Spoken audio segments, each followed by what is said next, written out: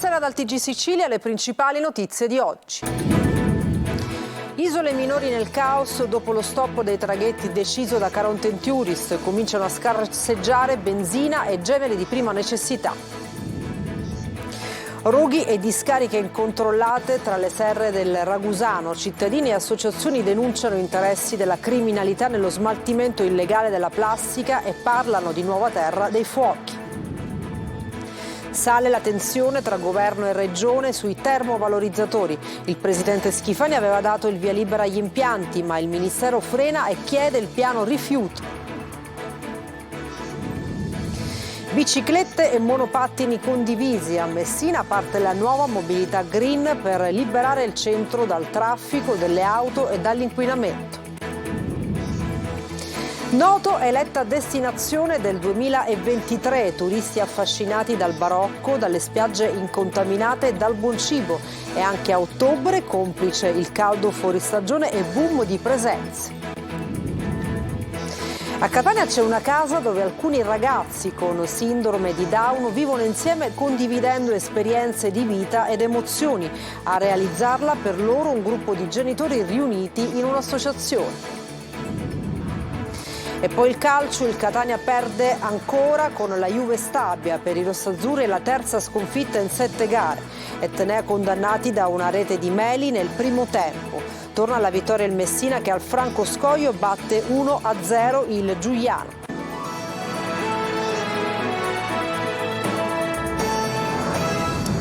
Stop ai traghetti per le isole minori, allarme dei sindaci, resteremo senza benzina, generi alimentari e senza bombole d'ossigeno. Dopo lo stop delle corse deciso da Caronte Tourist, le isole sono nel caos. Eva Spampinato. Ancora non si intravede una soluzione, almeno quella che noi auspichiamo, che è quella di reintegrare subito i collegamenti marittimi nella loro consistenza originaria. Non è possibile pensare a soluzioni alternative che non comportino l'incremento dei mezzi e delle linee. Noi siamo al collasso. I 2 distributori di Lipari sono senza benzina da venerdì e il carburante sta per terminare anche nelle altre isole minori, gettate nel caos da mercoledì scorso dopo lo stop dei traghetti deciso da Caronte Tourist. Scarseggiano così generi alimentari, carburante, bombole di gas e di ossigeno. Monta la protesta dei sindaci e degli abitanti di Ustica, delle Egadi, delle Olie, di Pantelleria. Le opere pubbliche non si possono più portare avanti, i rifornimenti mancano, quelli essenziali, ma come mancheranno anche quelli riguardanti gli alimenti che arriveranno con ritardo e creeranno allarme. Oltre a questo il disagio anche del rincaro su questi beni. Dopo la vicenda giudiziaria del sequestro di quasi 29 milioni di euro a Caronte Tourist col contestuale fermo dei 3 traghetti impegnati nelle tratte regionali Milazzo, Eolie e Palermo Ustica, ritenuti dalla magistratura non idonei al trasporto di persone con mobilità ridotta come anziani e disabili, la società, che a luglio aveva disdetto i contratti con la regione, ha proseguito in proroga tecnica fino a mercoledì scorso in regime di libero mercato. Era necessario rivedere la situazione e fare un'evidenza pubblica che è stata fatta, la regione l'ha fatta ma è andata deserta e quindi il problema era già preannunciato. Ieri si sono svolte 2 riunioni alla regione con l'assessore ai trasporti Enrico, i dirigenti del Dipartimento Mobilità, i sindaci delle isole minori, i prefetti di Palermo, Messina e Trapani, alla ricerca di una soluzione. Tra le ipotesi, corse speciali con la nave dedicata ai rifiuti per rifornire in emergenza le isole di carburante e bombole d'ossigeno. La terra dei fuochi a Ragusa, discariche abusive di incendi di plastica rendono l'aria irrespirabile con la criminalità organizzata specializzata nello smaltimento illegale dei rifiuti tossici. Domani vertice in prefettura. Tonino De Mano. Colonne di fumo nero, aria irrespirabile a chilometri di distanza, rifiuti sparsi tra le dune di sabbia, tra le campagne, tra le serre. Ecco la terra dei fuochi della produttiva Ragusa, la cui provincia, da Acate a Vittoria, da Santa Croce Camerina a Scoglitti, è un'enorme discarica per colpa di incivili e della criminalità organizzata specializzata da queste parti allo smaltimento illegale della plastica, rifiuti agricoli, flaconi di pesticidi, bidoni, polistirolo o fili di nylon delle piante estirpate vengono bruciati causando danni incalcolabili all'ambiente. Sostanze chimiche pericolose che si sprigionano nell'aria con il Comitato Terre Pulite che si batte per la salute in un territorio dove l'agricoltura è ancora una delle fonti di sostentamento. E scende in campo il prefetto di Ragusa, Giuseppe Ranieri, che ha convocato per domani mattina un tavolo tecnico con sindaci, rappresentanti delle forze dell'ordine, dell'azienda sanitaria, dell'ARPA ed esponenti di Coldiretti e Confagricoltura. È annunciata la presenza del Comitato Terre Pulite che da tempo denuncia lo scempio. Il nostro rimprovero va a quella parte di politica che fa tanti proclami, mette l'agricoltura al primo posto, prima la Sicilia, prima l'agricoltura, prima le primizie, ma poi all'atto pratico non porta avanti delle soluzioni, non mette una risorsa umana per spiegare agli agricoltori come devono differenziare i rifiuti e neanche destina delle risorse economiche per attività di ricerca e sviluppo che potrebbero, per esempio, proporre agli agricoltori delle soluzioni sostenibili per una sericoltura finalmente capace di produrre eccellenze e non inquinamento. Parole d'ordine, prevenzione e repressione perché, spiegano i rappresentanti dei comitati cittadini, la ricaduta sulla qualità della vita viene compromessa ogni giorno. Per questo motivo si chiede a gran voce l'istituzione di centri di stoccaggio temporanei per frenare l'emergenza delle discariche abusive ed incentivare gli agricoltori ad utilizzare materiali biodegradabili. Una soluzione potrebbe essere quella di istituire un numero verde per segnalare le temute fumarole. Sono 22 gli incendi divampati oggi in Sicilia. Per tutto il giorno sono stati impegnati i mezzi aerei e le squadre dei vigili del fuoco, della forestale e della protezione civile. La provincia più colpita è quella del Catanese con 7 incendi. Poi 4 a Palermo e 3 nelle province di Caltanissetta, Enna, Messina, 2 ad Agrigento ed 1 a Trapani. Cambiamo argomento. Il senatore di Forza Italia Maurizio Gasparri, vicepresidente del Senato, interviene sul caso Apostolico. Le ulteriori notizie che si apprendono sulla magistrata, comprese le testimonianze che avrebbe reso, rendono indifferibile una cessazione della sua attività. Dovrebbe essere lei stessa a proseguire la sua convinta militanza, continua, palesemente incompatibile con la funzione che svolge in maniera più che criticabile di dall'ordine giudiziario, dalla quale in caso diverso andrebbe allontanata con le procedure di legge, ma con la rapidità dei fatti così gravi, imbarazzanti e documentati in modo incontestabile, rendono necessari. Sale di nuovo la tensione fra Palermo e Roma sui termovalorizzatori dopo l'annuncio del via libera dello scorso settembre.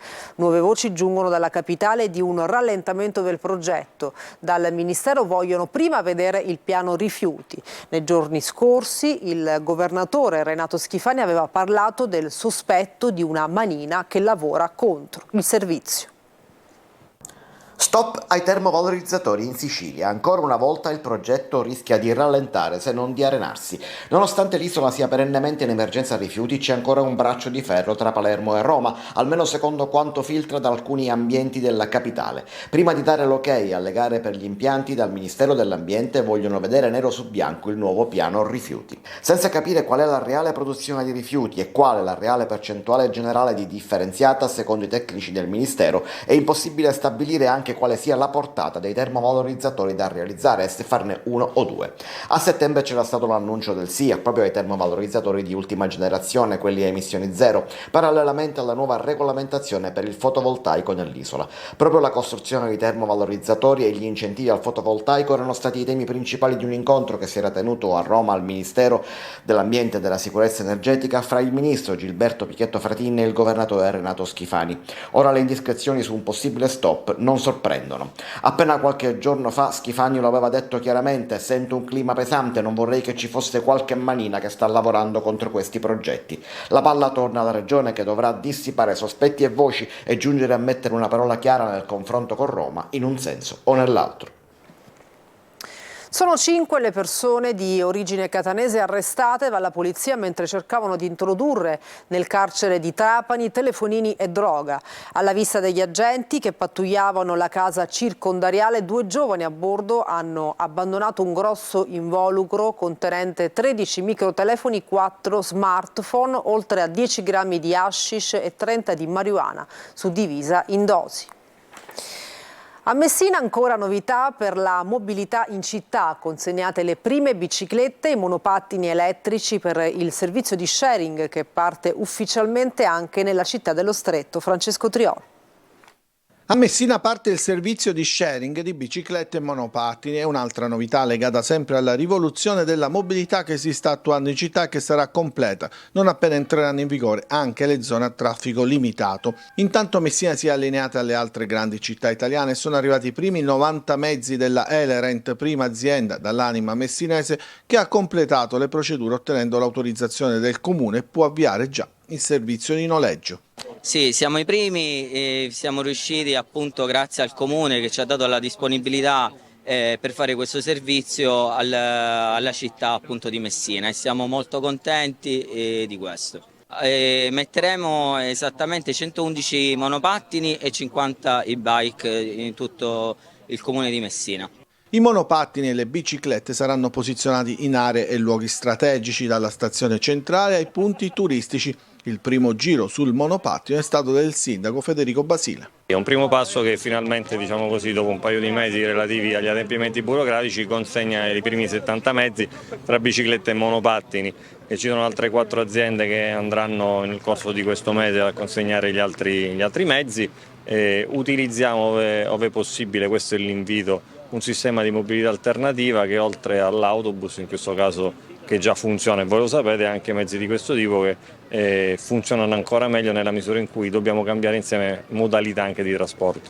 Un po' come avviene in tutti questi tipi di noleggio, c'è un'applicazione per smartphone a cui registrarsi. Il costo è in linea con quello di altre città italiane, appare utile per brevi spostamenti, 25 centesimi al minuto per il monopattino e 30 per la bici, più €1 per lo sblocco. Entro fine mese dovrebbero arrivare i mezzi delle altre 3 società che hanno ottenuto l'ok del comune, che intanto ha avviato un secondo bando senza dare un tetto di aziende, ma solo il numero dei mezzi complessivi da poter mettere sul mercato: 1000 monopattini elettrici e 500 bici a pedalata assistita. Noto e stracolma di turisti italiani ma anche stranieri approfittano di queste giornate tipicamente estive per scoprire il barocco della città eletta destinazione dell'anno 2023. Francesco Triolo.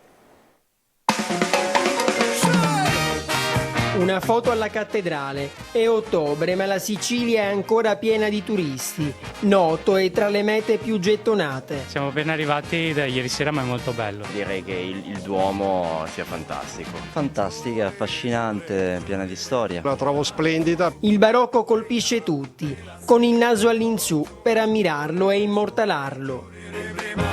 Quest'anno è arrivato un importante riconoscimento per la città. È stata eletta destinazione dell'anno ai Food and Travel Italia Awards. Il premio è ben visibile nell'ufficio del sindaco. Ci aspettiamo, se questo è il trend, oltre 40% di incremento di visitatori rispetto all'anno precedente, quindi parliamo di numeri di oltre 3 milioni di visitatori. Lungo il corso principale incontriamo tanti italiani ma anche moltissimi stranieri, americani, inglesi, francesi, arrivano da ogni dove. Da dove arriva? California.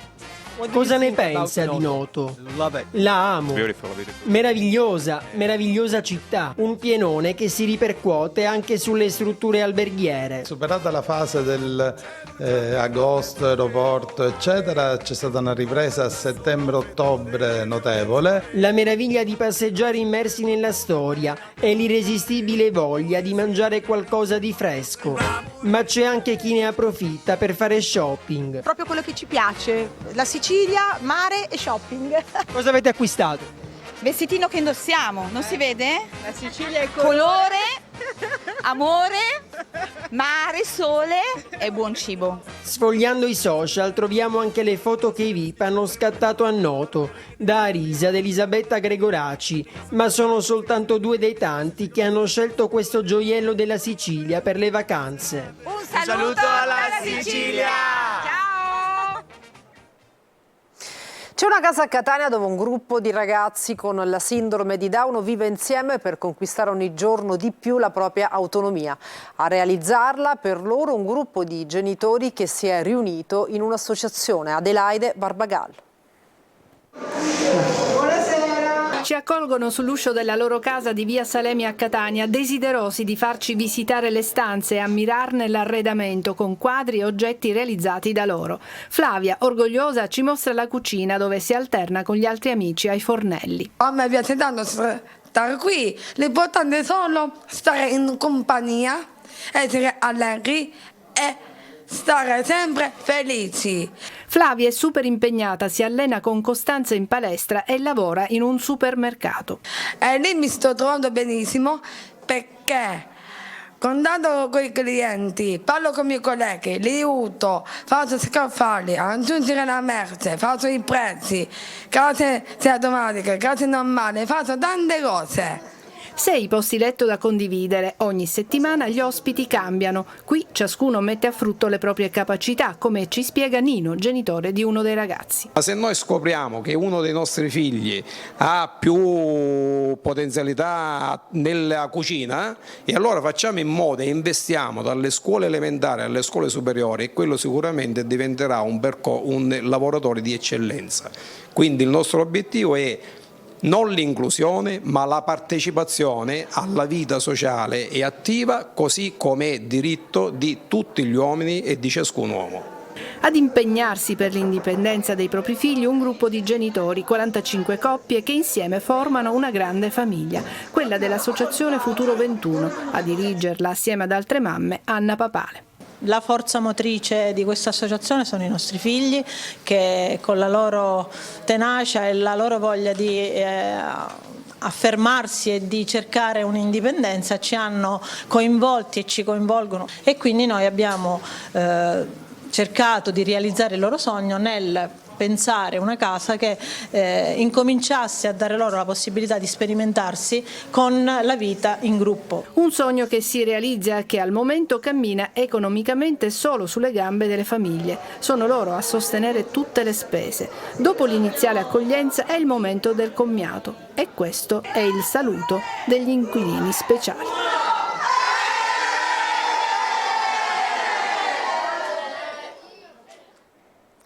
Questa mattina in piazza Mazzini a Catania un tuffo indietro nel tempo grazie alla Compagnia Nazionale di Danza Storica che tra musiche dell'Ottocento e abiti d'epoca ha animato l'isola pedonale che da qualche settimana è stata restituita alla città. Simona Mazzoni. Abiti larghi, pizzi, merletti, panciotti, papillon, non manca nulla. Piazza Mazzini a Catania si è tuffata indietro nel tempo, nell'Ottocento, con musiche dell'epoca gattopardiana.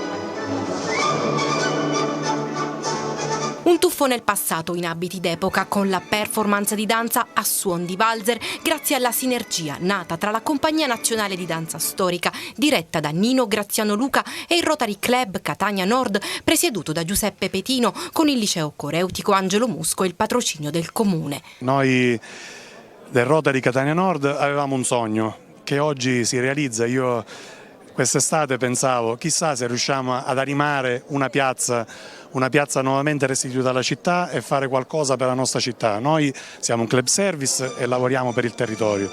Oggi dico per me si realizza un sogno. Grande entusiasmo per Nino Graziano Luca che ha portato ancora una volta la sua compagnia in mezzo alla gente. È una grande gioia vedere questa piazza Mazzini con queste 4 palazzi che io da ragazzino vedevo sempre pensando chissà cosa c'è dentro. Per me rappresentava la meraviglia. Sai il bambino che mette le dita nella Nutella? Ci hanno detto se volessimo fare una nostra performance qui per creare un'atmosfera che probabilmente in questa piazza si è anche vissuta nel XIX secolo. Io ho detto ma addirittura mi offrite questa opportunità, al contrario come puoi immaginare. La nuova isola pedonale ha accolto coppie di danzatori in abiti d'epoca che si sono esibiti sotto le note di Rota, Verdi, Strauss, Waltz, Bizet. Una bella sensazione, da un tuffo nel passato sì, ma rivisitarlo in una chiave moderna è una bellissima sensazione.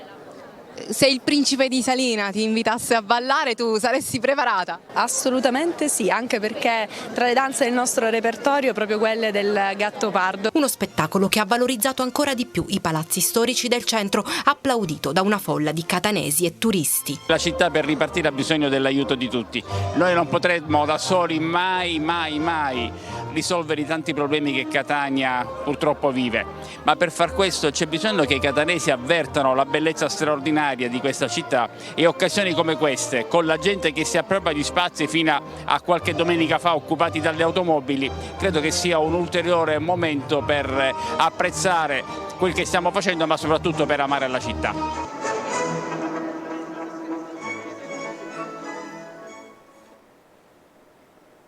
Una breve pausa, tra poco il calcio.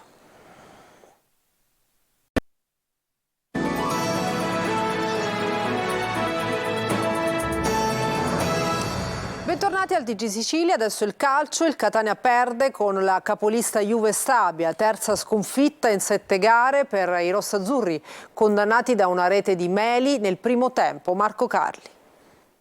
I numeri sono lì a dimostrarlo, 3 sconfitte in 7 gare per il Catania, l'avvio di stagione è negativo e anche il gioco non si vede. A dirlo è la partita di Castellammare di Stabia con la capolista, basta evidenziare un altro dato, il primo tiro in porta arriva al 65esimo, poco, troppo poco, anche se di fronte c'era la capolista che sfrutta anche un errore dell'assistente per vincere la partita. Candellone in fuorigioco quando riceve il pallone che poi serve a Meli, Catania comunque poco reattivo ed è facile per il giocatore appena entrato al posto di Bentivegna indirizzare in rete.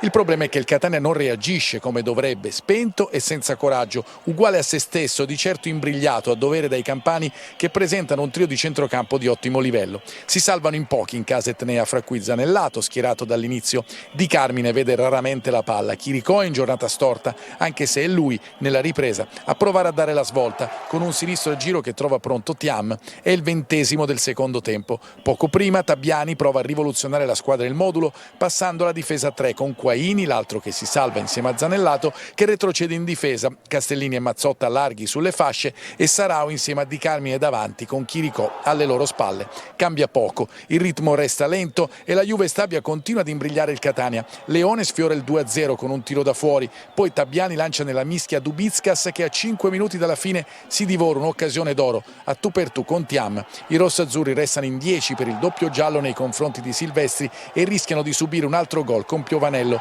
Nubi nere si addensano sul campionato del Catania, bisogna lavorare per spazzarle via, per dirla alla grella, diventa più che mai una questione di tempo che corre, mentre i rossazzurri al momento restano indietro. E sulla sconfitta del Catania contro la Juve Stabia sentiamo il commento dell'allenatore rossazzurro Tabiani.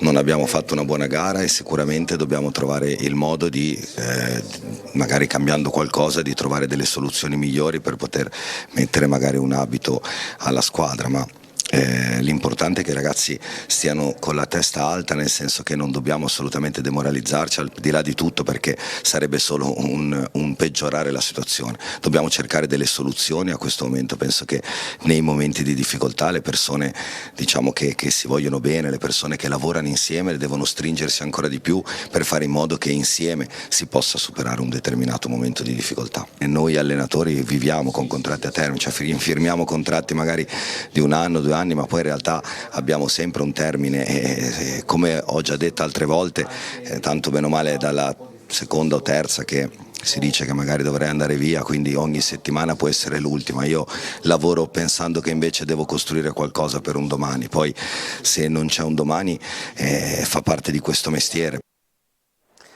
Vittoria al Francoscoglio del Messina che ha battuto 1-0 il Giuliano, decisivo al 17° minuto del primo tempo, un gol dell'attaccante Plescia. I giallorossi hanno chiuso la gara in 10 uomini per l'espulsione di Pacciardi. Sergio Colosi. 1-0 con gol di Vincenzo Plescia come contro l'Avellino. Il Messina centra la sua seconda vittoria stagionale con il Giuliano al termine di una partita dai ritmi piuttosto bassi e complessivamente equilibrata. Modica rinuncia da Emmausso per il capitano Ragusa. Dentro a sorpresa Pacciardi e Polito col Papacciro a seguirlo in tribuna. Giuliano senza Rondinella, Berardocco, Scognamiglio e Bernardotto. Primo acuto di Gladestoni che timbra la traversa. Al 17esimo Messina avanti con Plescia al terzo centro, che in acrobazia sul traversone di Frisenna mette il pallone alle spalle di Baldi. Il vantaggio non scuote i campani, i giallorossi non hanno alcun interesse ad alzare l'intensità del gioco e i tentativi sono occasionali. Nella ripresa Modica ridisegna la difesa, con Polito già ammonito e spesso in ritardo, sostituito da Ortisi. Franco, in crescita rispetto alle precedenti prestazioni, colpisce il palo esterno. Sembra il primo segnale di un'altra rimonta, ma il giuliano non è né la Turris né la Casertana. Bertotto opera 5 cambi, portiere compreso per infortunio, e finisce con 4 attaccanti. Nel bene e nel male Nocciolini diventa protagonista. Prima in diagonale fallisce il possibile pareggio con una conclusione a lato, poi causa il rosso diretto a Pacciardi per fallo da ultimo uomo e infine impegna con un destro potente Fumagalli, che trova il modo di mettere la sua firma sul secondo successo in campionato. Per Bertotto è il primo KO, Giuliano ancora senza gol a Messina. E per stasera ci fermiamo, grazie per averci seguito e buona serata.